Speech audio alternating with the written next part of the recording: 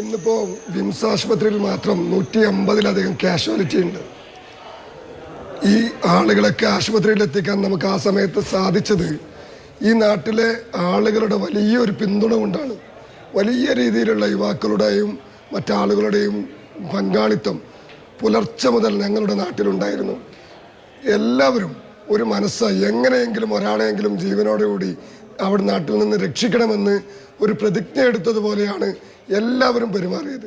അതിൽ കായികമായി അവിടെ അധ്വാനിക്കാൻ കഴിയുന്നവർ ആ രീതിയിലും അവിടെ ഭക്ഷണങ്ങൾ കൊണ്ടുവന്ന് ഈ ദുരിതാശ്വാസ പ്രവർത്തനങ്ങൾ നടത്തുന്നവരെ സഹായിക്കുന്നവർ ആ രീതിയിലും, അങ്ങനെ എല്ലാ രീതിയിലും എല്ലാവരോടും മനസ്സ് നിറഞ്ഞ നന്ദി പറയാനുള്ള ഒരവസരമാണ്. കാരണം അത്രമേൽ ഞങ്ങൾ ഇന്ന് ഈ പല റെസ്ക്യൂ ടീമുകളുടെയും വിദഗ്ധ പരിശീലനമൊന്നും നേടാത്ത ആളുകൾ എന്ന് പറയുമ്പോഴും അവരൊക്കെ വല്ലാത്തൊരു ആത്മവിശ്വാസത്തോടു കൂടിയിട്ടാണ് ഒഴുക്കുള്ള ചതുപ്പ് നിലയത്തിലേക്ക് അവർ ഇറങ്ങുന്നത്.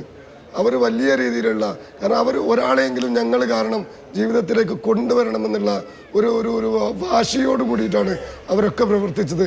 ഞാൻ ഒരു കാര്യം കൂടി സൂചിപ്പിക്കുകയാണ്. മാതൃഭൂമി ചാനൽ എന്നുള്ളതൊക്കെ പുത്തുമല പ്രളയമുണ്ടായിരുന്ന കാലത്തും മേപ്പാടിയിലെ ദുരിതാശ്വാസ ക്യാമ്പിലടക്കം വലിയ സഹായങ്ങൾ നൽകിയ ഒരു വിഭാഗമാണ് മാതൃഭൂമി എന്ന് പറയുന്നത്. ഞങ്ങളുടെ സ്കൂളുകളിലാണ് ഇത്തരത്തിലുള്ള ദുരിതാശ്വാസ ക്യാമ്പുകൾ നടക്കുന്നത്. ഇപ്പോൾ മേപ്പാടി ഗവൺമെൻറ് ഹയർ സെക്കൻഡറി സ്കൂളിൽ ഏതാണ്ട് 500-ഓളം ആളുകളുടെ ക്യാമ്പ് നടക്കുന്നുണ്ട്. നമുക്കറിയാലോ, ഒരു സ്കൂളിലെ ബാത്റൂം സൗകര്യങ്ങളുടെയൊക്കെ അപര്യാപ്തതയെക്കുറിച്ച് നിങ്ങൾക്കൊക്കെ ബോധ്യമുണ്ട്. മുമ്പ് പുത്തുമല പ്രളയമുണ്ടായപ്പോഴൊക്കെ ഈ ടോയ്ലറ്റ് അടക്കമുള്ള സംവിധാനങ്ങൾ ഇവിടെ സജ്ജീകരിക്കുന്നതിൽ മാതൃഭൂമി അടക്കമുള്ള സംവിധാനങ്ങൾ വലിയ രീതിയിലുള്ള സഹായങ്ങൾ ചെയ്തിട്ടുണ്ട്. ഞങ്ങൾ ആവശ്യപ്പെടുന്നത് അത്തരത്തിലുള്ള സംവിധാനങ്ങൾ ഞങ്ങൾക്കിവിടെ അടിയന്തരമായിട്ട് വേണം. കാരണം ഇത്രയും ആളുകളെ ഉൾക്കൊണ്ട് ഈ സ്ഥാപനത്തിന് ഇതുപോലുള്ള മേപ്പാടിയിലെ ഇതിനടുത്തുള്ള സ്ഥാപനങ്ങളിലൊക്കെ നൂറുകണക്കിന് ആളുകളാണ് ദുരിതാശ്വാസ ക്യാമ്പുകളിൽ കഴിയുന്നത്.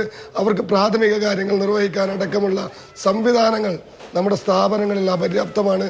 അത് നിങ്ങൾ മുൻകാലത്തൊക്കെ ചെയ്തതുപോലെ തന്നെ ഈ കാര്യത്തിലും താല്പര്യമെടുത്തുകൊണ്ട് തന്നെ ഞങ്ങളുടെ കൂടെ ഉണ്ടാകുമെന്ന് ഞങ്ങൾ പ്രതീക്ഷിക്കുകയാണ്.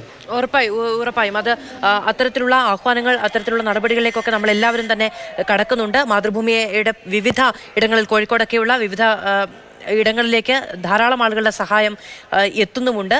മാതൃഭൂമിയുടെ കോഴിക്കോട്, രാമനാട്ടുകര, കണ്ണൂർ ഓഫീസുകളിൽ ഈ പറഞ്ഞ സാധനങ്ങളെല്ലാം എത്തിക്കാവുന്നതാണ്.